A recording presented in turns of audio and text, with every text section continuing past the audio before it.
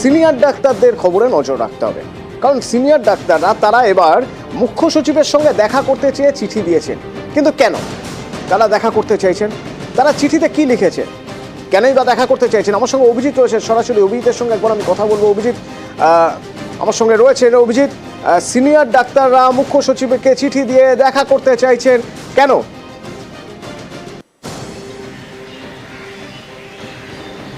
অতনু, আরজিকর হাসপাতালের ঘটনার পর আমরা দেখেছিলাম বেশ কয়েকবার জুনিয়র ডাক্তাররা যারা আন্দোলনকারীরা ছিল, সেই জুনিয়র ডক্টর ফ্রন্ট, তারা মুখ্য সচিব মনোজ পান্তের সঙ্গে তারা দেখা করেছিলেন, আলোচনা করেছিলেন। আর এবার সিনিয়র ডাক্তাররা 8টি সিনিয়র ডাক্তারদের যে চিকিৎসকদের সংগঠন, সেই জয়েন্ট প্ল্যাটফর্ম অফ ডক্টরস, তারা রাজ্যের মুখ্য সচিব মনোজ পান্তকে চিঠি দিয়ে জানিয়েছেন যে তারা অবিলম্বে মুখ্য সচিবের সঙ্গে দেখা করতে চান, আলোচনা করতে চান। কারণ এই আরজিকর কাণ্ডের পর অভিক দে, বিরূপাক্ষ বিশ্বাস, রামপুরহাট মেডিকেল কলেজের অধ্যক্ষ করবী বড়াল, তাদের বিরুদ্ধে নানাবিধ অভিযোগ উঠেছিল। তাদের বিরুদ্ধে স্বাস্থ্য দপ্তর ফ্যাক্ট ফাইন্ডিং কমিটি তৈরি করেছিল, যে তাদের বিরুদ্ধে তদন্ত কমিটি গঠন হয়েছিল, তাদের বিরুদ্ধে শাস্তিমূলক ব্যবস্থা গ্রহণ করা হয়েছিল। কিন্তু তারপরে সেই কমিটিগুলোর কি অবস্থা, তদন্ত কমিটি কি সিদ্ধান্ত নিল, এদের বিরুদ্ধে কি অ্যাকশান নেওয়া হলো, সেই সমস্ত কিছুই এখনও পর্যন্ত অন্ধকারে। এবং একই সঙ্গে আরজিকর হাসপাতাল সহ রাজ্যের বিভিন্ন হাসপাতালগুলোতে, রাজ্য স্বাস্থ্য বিশ্ববিদ্যালয়, সেখানে নানাবিধ দুর্নীতি চলছে, নানাবিধ অনিয়ম চলছে, সেগুলো নিয়ে এখনও পর্যন্ত স্বাস্থ্য দপ্তর কোনো কিছু কর্ণপাত করেনি। এবং এই সমস্ত দাবি দাওয়া নিয়ে তারা রাজ্যের মুখ্য সচিব মনোজ পান্তকে চিঠি দিয়েছেন এবং সিনিয়র ডাক্তারদের যে organisation joint platform of doctor, তারা অবিলম্বে রাজ্যের মুখ্য সচিবের সঙ্গে এই বিষয় নিয়ে আলোচনা করতে চাইছেন। অতনু, ধন্যবাদ অভিজিৎ। এদিকে আমি যদি উত্তরবঙ্গের খবরে নজর রাখতে চাই, উত্তরবঙ্গ মেডিকেলের খবরে, তাহলে আমরা জানি যে 5 জনের বিরুদ্ধে থ্রেট কালচারে যুক্ত থাকার অভিযোগ ছিল, যাদের বিরুদ্ধে হুমকির অভিযোগ ছিল, সেই 5 জনকে পরীক্ষায় বসার অনুমতি দিয়েছিল গতকাল আদালত। আর তা নিয়েই নতুন করে উত্তরবঙ্গ বিশ্ববিদ্যালয় সরগরম, তা নিয়ে নতুন করে বিক্ষোভ, উত্তরবঙ্গ মেডিকেলের ছাত্রদের বিক্ষোভ। পার্থপ্রতিম রয়েছেন এখান থেকে আমার সঙ্গে। পার্থপ্রতিম, যারা অভিযুক্ত, থ্রেটে অভিযুক্ত, তাদের সাসপেনশন স্থগিত করে দেওয়ার পর নতুন করে ছাত্র বিক্ষোভ, ছাত্ররা কি বলছেন? তাদের যদি একটি অভিযোগ এবং যাদের যেটা দাবি যে উত্তরবঙ্গ মেডিকেল কলেজ কাউন্সিলের একটি বৈঠক নয়, পরপর দুদিনে 2টি বৈঠকে কিন্তু সিদ্ধান্ত হয় যে থ্রেট কালচারে একাধিক নাম উঠে এসেছিল, কিন্তু শেষ পর্যন্ত 5 জন ছাত্রের বিরুদ্ধে কিন্তু পদক্ষেপ নেয় মেডিকেল কাউন্সিল বোর্ড। এবং তারপরেই কিন্তু 5 জন ডাক্তারি পড়ুয়া তাদেরকে সাসপেন্ড করা হয় 6 মাসের জন্য। কিন্তু গতকালই কলকাতা হাইকোর্টে সেই সাসপেনশনের উপরে কিন্তু স্থগিতাদেশ জারি করায় আজ থেকে যে 7 সেমিস্টার শুরু হয়েছে মেডিকেলে, তার মধ্যে যে 5 জন ডাক্তারি পড়ুয়াকে বহিষ্কৃত করা হয়েছিল 6 মাসের জন্য, এবং তাদের মধ্যে কিন্তু 3 জন পরীক্ষা দিতে বসে। আর তা নিয়ে কিন্তু নতুন করে বিক্ষোভ শুরু হয় উত্তরবঙ্গ মেডিকেল কলেজ ক্যাম্পাসে। প্রিন্সিপালের রুমের বাইরেই কিন্তু বিক্ষোভ দেখায় বিশেষজ্ঞ একাংশ। এবং যারা এই কাউন্সিলের সঙ্গে জড়িত বিভিন্ন বিভাগের বিভাগীয় প্রধান, তাদের মধ্যে একজন, তিনিও কিন্তু একই কথা বলেছেন যে মেডিকেল কাউন্সিল যে যা সিদ্ধান্ত নিয়েছে তা কিন্তু ফলপ্রসূ হলো না কিন্তু হাইকোর্টের রায়, যদিও তারা হাইকোর্টের রায় মাথা পেতে নেবেন, এমনকি প্রিন্সিপাল একই কথা বলেছেন। কিন্তু আন্দোলনকারী জুনিয়র ডাক্তারদের তাদের দাবি হলো যে সিদ্ধান্ত এর আগে মেডিকেল কাউন্সিল নিয়েছিল, সেই সিদ্ধান্ত অর্থাৎ তাদের বিরুদ্ধে যে পদক্ষেপ নেওয়া হয়েছিল থ্রেট কালচার এবং র্যাগিং এ জড়িত থাকার অভিযোগে তাদেরকে চিহ্নিত করা হয়েছিল দোষ, সেই মতে কিন্তু তাদের আগের সিদ্ধান্ত পুনর্বহাল করতে হবে। তাই নতুন করে এই আবার বিক্ষোভ শুরু হয়েছে। যারা বিক্ষোভ দেখাচ্ছেন তাদের বক্তব্য শুনবো। ধন্যবাদ পার্থ।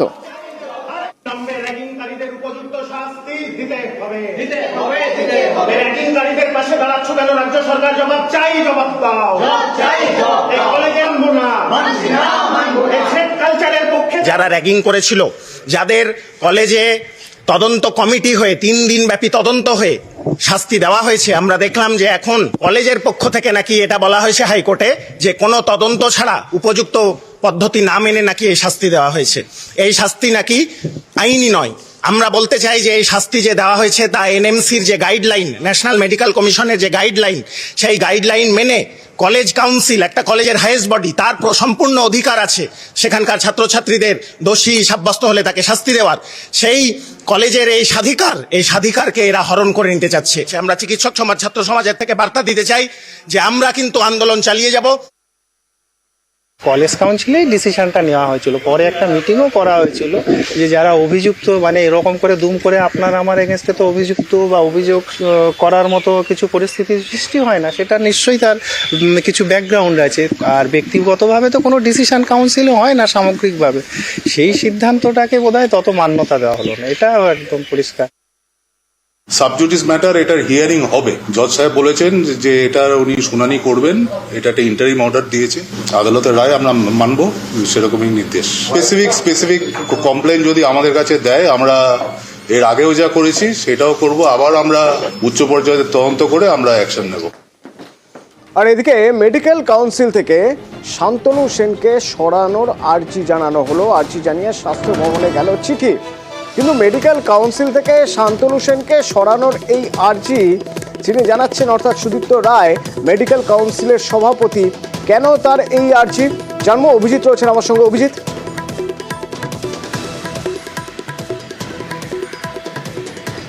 অতনু, মেডিকেল কাউন্সিলের সভাপতি সুদীপ্ত রায়, যিনি রাজ্যের শ্রীরামপুর কেন্দ্রের বিধায়ক, তিনি চিঠি দিচ্ছেন যে শান্তনু সেনকে সরাতে হবে। শান্তনু সেন এই মেডিকেল কাউন্সিল, রাজ্য মেডিকেল কাউন্সিলের রাজ্য স্বাস্থ্য দপ্তর মনোনীত সদস্য, এবং এক্ষেত্রে কেন প্রাক্তন সাংসদ শান্তনু সেনকে সরানোর জন্য তিনি দাবি জানিয়েছেন? কারণ সুদীপ্ত রায়ের বক্তব্য যে ছটি বৈঠক মেডিকেল কাউন্সিলের যে গুরুত্বপূর্ণ মিটিংগুলো, সেখানে শান্তনু সেন গড় হাজির থাকতেন, এবং এইখানে রাজ্য সরকারের তিনজন মেম্বার রয়েছেন, শান্তনু সেন, নির্মল মাঝি, সৌরভ পাল। সেখানে নির্মল মাঝি বা সৌরভ পাল সম্বন্ধে কোনো অভিযোগ নেই, শুধুমাত্র শান্তনু সেনকে সরানোর জন্য তিনি দাবি জানিয়েছেন। কারণ এর সূচনা আরজিকর হাসপাতালের যে ঘটনা, সেই ঘটনার পর থেকেই তখন এই শান্তনু সেন তিনি সুদীপ্ত রায়ের বিরুদ্ধে তিনি অভিযোগ করেছিলেন যে রাজ্য মেডিকেল কাউন্সিলের পদ থেকে সুদীপ্ত রায়কে সরাতে হবে। সুদীপ্ত রায় এবং তার অনুগামীরা নানান অনৈতিক কাজ করছেন। রাজনৈতিক মহল মনে করছেন, চিকিৎসক মহল মনে করছেন যে সুদীপ্ত রায় তার পাল্টা হিসাবে এবার এই যুক্তি দিয়ে যে ছটি বৈঠকে শান্তনু সেন উপস্থিত ছিলেন না, ফলে রাজ্য সরকার মনোনীত সদস্য হিসাবে শান্তনু সেনকে যেন সরিয়ে দেওয়া হয় রাজ্য মেডিকেল কাউন্সিল থেকে। সেই মর্মে ডক্টর সুদীপ্ত রায়, যিনি রাজ্য মেডিকেল কাউন্সিলের সভাপতি, তিনি রাজ্যের স্বাস্থ্য সচিব নারায়ণ স্বরূপ নিগমকে চিঠি দিয়ে জানিয়েছেন অবিলম্বে যেন শান্তনু সেনকে এই মেডিকেল কাউন্সিল থেকে সরিয়ে দেওয়া হয়। ধন্যবাদ অভিজিৎ। এবং শান্তনু সেন এ প্রসঙ্গে কি বলছেন, এই চিঠি প্রসঙ্গে শুনবো। আমার দলনেত্রী, আমার সুপ্রিমো, আমার মুখ্যমন্ত্রী মমতা বন্দ্যোপাধ্যায় আমার বিষয়ে তার যে কোনো সিদ্ধান্ত সবসময় আমার কাছে শিরোধার্য। আর যে চিঠির বিষয়ে বলছেন, সেই চিঠির বিষয়ে আমিও সূত্র মারফত জানতে পেরেছি। সেই চিঠির বিষয়ে আমার অনেক কিছু বলার আছে, কিন্তু কোনোভাবেই আমি প্রকাশ্যে বা মিডিয়ার কাছে একটা কথাও বলবো না। যেহেতু আমাদের সভাপতি ওয়েস্ট বেঙ্গল মেডিকেল কাউন্সিল, তিনি স্বাস্থ্য সচিবকে জানিয়েছেন, এবং আমি মনে করি আমাদের স্বাস্থ্য সচিব অত্যন্ত দক্ষ, অত্যন্ত স্বচ্ছ একজন প্রশাসক। আমিও আমার যা যা বলার আছে আমি স্বাস্থ্য সচিবকে ইতিমধ্যে লিখিতভাবে জানিয়েছি, এবং আমি দৃঢ়ভাবে বিশ্বাস করি আমার চিঠিটিও আমাদের মাননীয় স্বাস্থ্য সচিব অত্যন্ত গুরুত্ব সহকারে দেখবেন।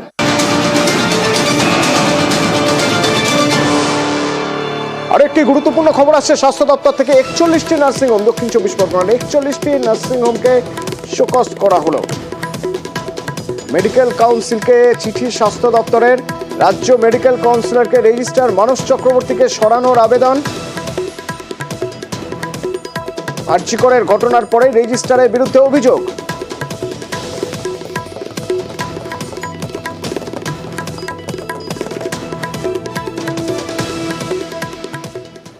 এবং 41টি নার্সিংহোমকে দক্ষিণ 24 পরগনা শোকজ করা আছে। স্বাস্থ্য দপ্তর শোকজ করেছে 41টি নার্সিংহোমকে, এবং এই নার্সিংহোমগুলোর কাছে জানতে চাওয়া হয়েছে, দক্ষিণ 24 পরগনার নার্সিংহোমগুলোর কাছে জানতে চাওয়া হয়েছে তাদের লাইসেন্স কেন রিনিউ করা হয়নি।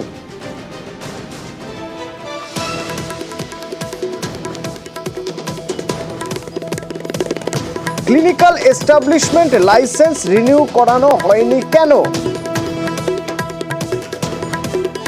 14 দিনের মধ্যে জবাব চেয়েছে স্বাস্থ্য দপ্তর, এবং শোকজের জবাব না দিলে 41টি নার্সিংহোম বন্ধের হুঁশিয়ারি।